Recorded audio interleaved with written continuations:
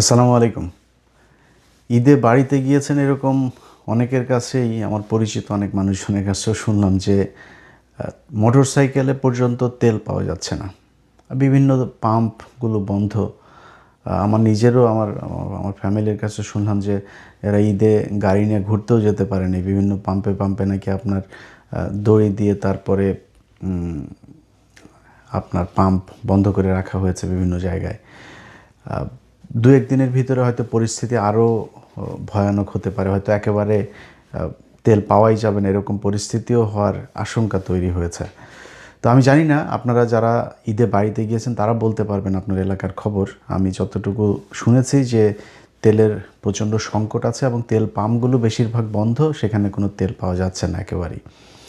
এখন ধরেন এই ভিডিওতে কথাগুলো বলছি, বিএনপি ক্ষমতায় এসছে মাত্র ধরেন 1.5 মাস হলো, তো এদেরকে মানে দায় দেওয়ার জন্য বা এদেরকে দোষ দেওয়ার জন্য, এদের কারণে এরকম হচ্ছে এরকম কিছু বলার জন্য না, বরং বিএনপি এটা নিজেদের ঘাড়ে তারপরে নিয়ে তারা বোঝানোর চেষ্টা করছে যে তারা সব দায়িত্ব বিশাল আকারে পালন করছে।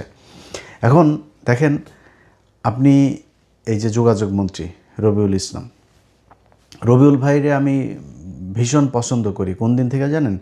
ওনার একটা টক শোতে আমার মনে আছে উনি সময় ইসলামের মুখের উপরে এইভাবে এই মাইক্রোফোন খুলে তারপরে উনি টক শো থেকে উঠে গিয়েছিলেন, সম্ভবত এই চ্যানেলের ওই প্রোগ্রামটাতেই বোধহয়। তো আমি ভুল হইতে পারি। যাক, ওই দিন থেকে ওনার আমি প্রচণ্ড ওনার ফ্যান আমি। কিন্তু এই ব্যক্তি মন্ত্রী হইলেন, হওয়ার পরে উনি এসেই চাঁদাবাজি নিয়ে বিশাল এক বয়ান দিলেন। চাঁদাবাজি সমঝোতার মাধ্যমে নিলে এটাকে সমঝোতা বলা হয়। ভাই, পৃথিবীর কোন চাঁদাটা সমঝোতার মাধ্যমে? কে কারে 2 টাকা বেশি দিতে চায়? ভিক্ষা ছাড়া পৃথিবীতে কেউই কারোরে 2 টাকা বেশি দিতে চায় না, এটা সম্ভব না। এখন আপনি এটাকে নিয়ে তারপরে বলেন আপনি যে এটা নিবেন এটা আমরাও জানি। আওয়ামী লীগ এতদিন ক্ষমতায় ছিল, আওয়ামী লীগের সময় নিত, আপনারা আগের বার সময়ও আপনাদের যারা শ্রমিক নেতা আছে, এই যে মির্জা আব্বাস সহ শিমুল বিশ্বাস, যারা যারা এই শ্রমিক এর সাথে আছে, তো এটা তো নতুন কিছু না। কিন্তু আপনার এটারে বলতে হবে কেন যে না ভাই এটা চাঁদা না, চাঁদা এটা নিলে এরকম হইলে চাঁদা, এরকম হইলে চাঁদা না? এটা বলে নিজের ঘাড়ে নিয়ে আসলেন। যোগাযোগ মন্ত্রী হয়েছেন আপনি 1.5 মাস হইল।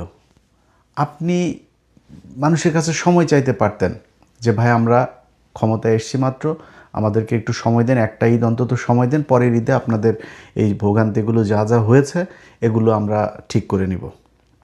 কিংবা ধরেন একটা বাস মালিক বা বাসের ড্রাইভার, কন্ট্রাক্টর, তারা বাসের ভাড়া বেশি নিচ্ছে। আচ্ছা, এটা কি এইবার প্রথম? এটা এর আগে নেয় নাই? বাংলাদেশে কবে, কোন দিন ঈদের মধ্যে ভাড়া কম নিয়েছে আমারে বলেন? কোনো দিনই কি ভাড়া এই বেশি ছাড়া কখনো কম ছিল? বা